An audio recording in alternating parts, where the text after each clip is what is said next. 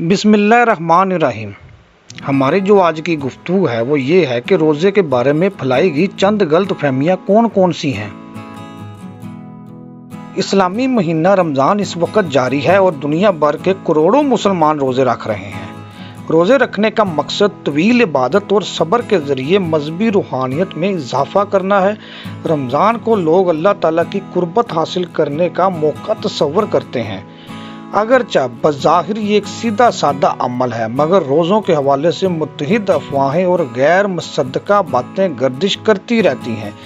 ان میں سے کچھ مندرجہ ذیل ہیں اور ان کے ساتھ اسلامک سائنسز اینڈ شریعہ کے حافظ شبیر حسن کا تجزیہ بھی شامل کیا گیا ہے۔ دانت برش کرنے سے روزہ ٹوٹ جاتا ہے۔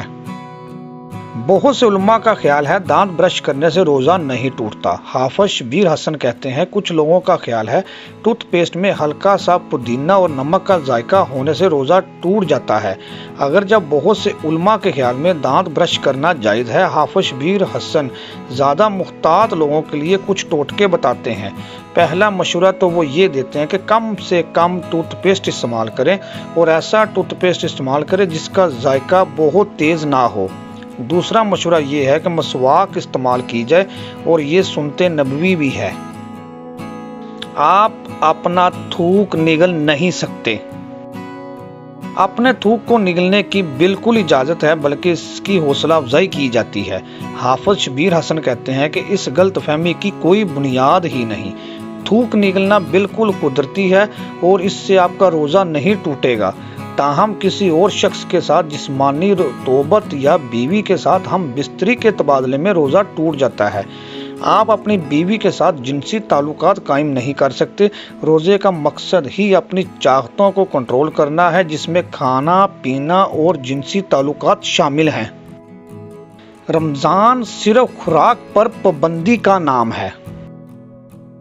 کھانا یا پینا ہی وہ اعمال نہیں جس سے روزہ ٹوٹ سکتا ہے۔ حافظ شبیر حسن کہتے ہیں کہ وہ گناہ جو آپ اپنی زبان سے کرتے ہیں ان سے بھی روزہ ٹوٹ سکتا ہے۔ اگر آپ غیبت کریں یا گالی گلوچ کریں تو اس سے روزے کا فائدہ کم ہو جاتا ہے۔ غلطی سے کھانے پینے سے روزہ ٹوٹ جاتا ہے۔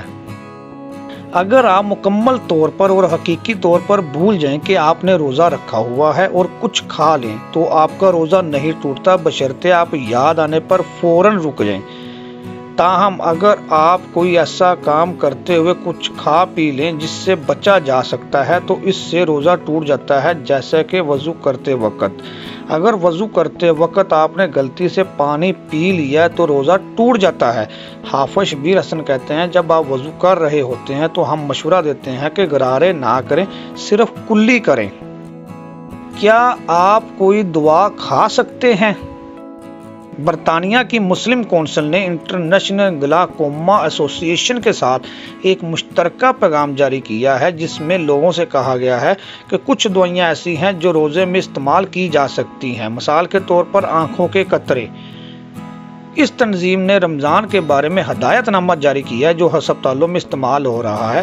اس کے مطابق آنکھوں اور کانوں کے قطرے اور ٹیکے لگوانے سے روزہ نہیں ٹوٹتا، تاہم دوا نگلنے سے آپ کا روزہ ٹوٹ جائے گا۔ حافظ شبیر حسن کہتے ہیں کہ پہلے تو یہ دیکھنا ہوگا کہ اگر آپ کو کوئی بیماری لاحق ہے تو کیا آپ کو روزہ رکھنا چاہیے یا نہیں۔ قرآن سے جو بات واضح ہے وہ یہ ہے کہ آپ کو اپنے ڈاکٹر کی تجویز پر عمل کرنا ہے۔ روزہ ہر حال میں رکھنا ہے۔ حقیقت یہ ہے کہ روزہ صرف انہی لوگوں پر فرض ہے جو بالغ ہوں اور طبی طور پر تندرست ہوں۔ مسلم کونسل کے مطابق جسمانی طور پر کمزور افراد، بیمار، حاملہ عورتیں، بچوں کو دودھ پلانے والی مائیں اور مسافر روزہ رکھنے کے پابند نہیں ہیں۔ حافظ شبیر حسن کہتے ہیں کہ اگر آپ نے کسی بیماری کے باعث روزے نہیں رکھے تو لازمی ہے کہ رمضان کے بعد ضائع شدہ روزے کسی اور مہینے میں پورے کریں۔ تاہم اگر بیماری طویل مدت کی ہے تو پھر آپ یومیہ فدیہ دے سکتے ہیں، یعنی کسی غریب کو کھانا کھلا سکتے ہیں۔